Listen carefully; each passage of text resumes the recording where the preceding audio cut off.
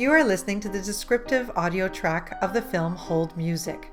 To best represent the life of a person who has deaf blindness, only Michael's voice can be heard in this silent film. At ABC Telecom, a TTY operator receives a notification on his computer screen that a TTY call is incoming. "Please stand by for a TTY call," he says. A box office representative answers the call. What does he want? Michael is the originator of this call. He types his responses on a TTY and the operator reads them out loud. "Hi, my name is Michael. I'd like to purchase tickets for the Brooklyn musical for February 14th, please."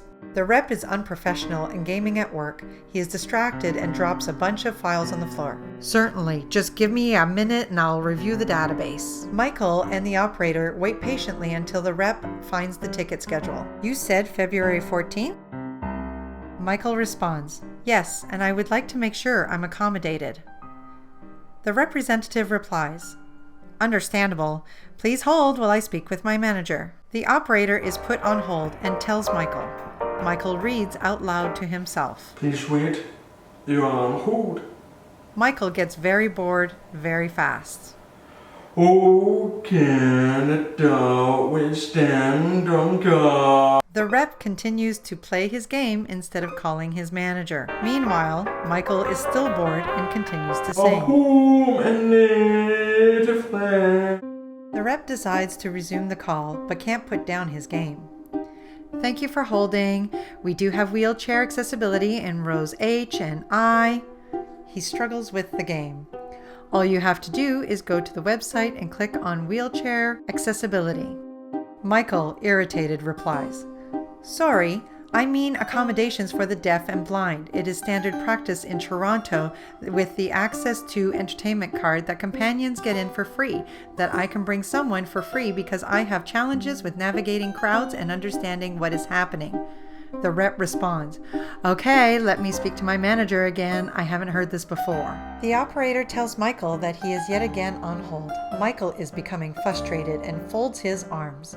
The rep's manager, Anastasia, is asleep at home in her bed, wearing clothes from the night before. Her hair in disarray. She is startled awake by the phone ringing and searches for it. Coughing. Groggily, she answers, "Hello?" She is suddenly aware of the importance of the call.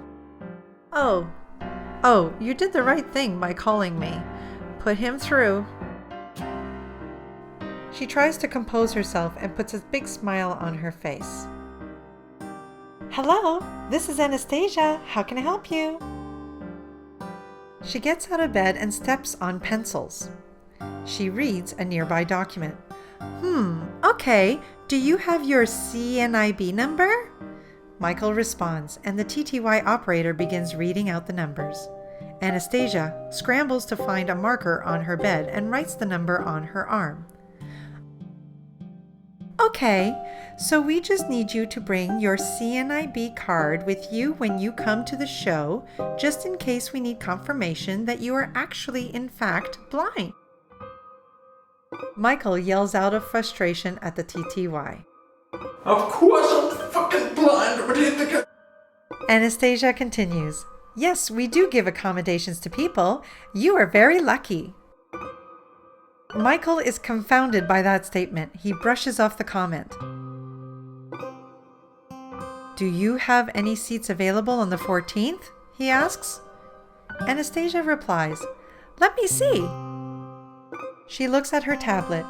"Yep, we have seats 15 and 16 in row J, which is a bit far from the front, I'm afraid." Michael facepalms. 45 minutes later, Anastasia is writing on her arm. "Okay, yeah? And can I just get the expiry date?" Michael is typing angrily. Anastasia writes on her foot. "Okay, and the security code?" She literally makes a footnote. "Okay, great, thank you. Okay, so, I think that..." Michael shuts off the TTY device and storms off. The operator explains, "I'm sorry, the TTY user has hung up, probably because you are an incompetent buffoon." He then puts down his headset and walks away from his desk. Anastasia pouts and looks down at her phone without understanding what has just happened and says, "Oh."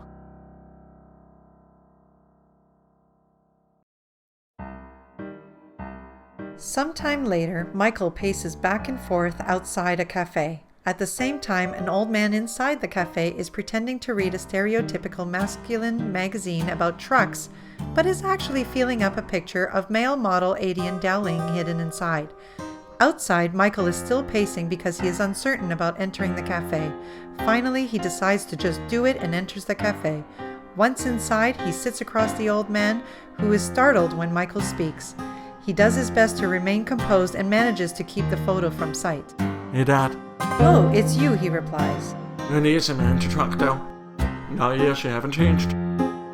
"Wish I could say the same for you. Anyway, I was reading this," he says, showing the truck magazine cover. Dad, I actually wanted to tell you something. There's a new person in my life. He means a lot to me. And I would like you and Mom to meet him. I got some tickets for a musical, and I know Mom loves musicals. So, please just come, okay?"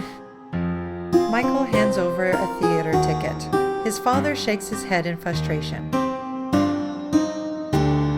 "I told you we do not believe in homosexuality.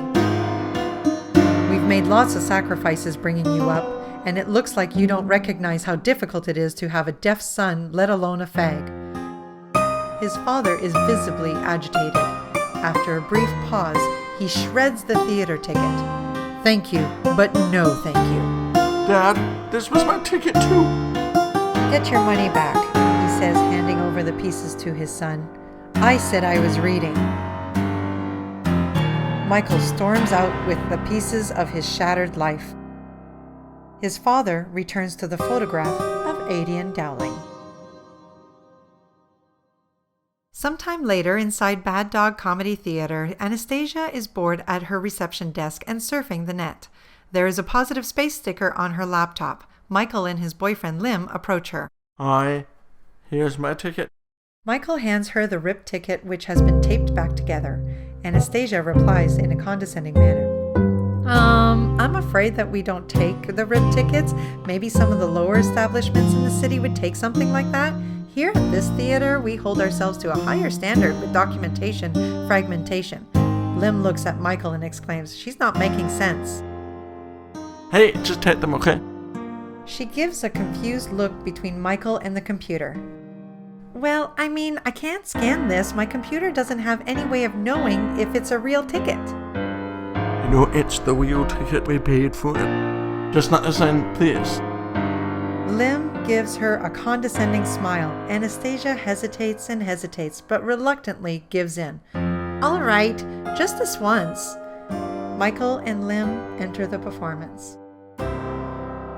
The end. The title of the film is Hold Music. The credits, in order of appearance: Joel Cowan as the TTY operator, Micheline Spencer as the box office representative, editor, post-production, and accessibility, Michael McNeely as Michael, director, writer, caterer, and accessibility, B. Jolly as Anastasia, an intervener to Michael, Gennady Gavlashov as Michael's father and assistant editor, Lim Yang as Michael's boyfriend Lim, cinematography by Taylor Mace, original score by Jason Ng, captions provided by Thomas Kaplan, descriptive audio narrated by Micheline Spencer. Special thanks to Rick Dales, Gabriel Lombardo, Michael Chimba, The Purple Penguin, the Bad Dog Comedy Theater, the Canadian Deaf Blind Association, the Canadian Helen Keller Center, Jay Forey, Rick Pallador, Missy Paragram, Adian Dowling, Ian M. of Crazy Wicked Awesome for poster design, my parents, and you for listening. Events from the film were based on actual customer service interactions. People with disabilities deserve so much better in the field of customer service. The representations of my parents in this film is purely fictional. It is through their love and support that I have learned to stand up for myself. Logo. The stairs leading up to the front porch of the house are raised too high and too far left, making the house completely inaccessible. This was an accessible film presentation. To get a copy of the script, please email michaeldmcneely@gmail.com.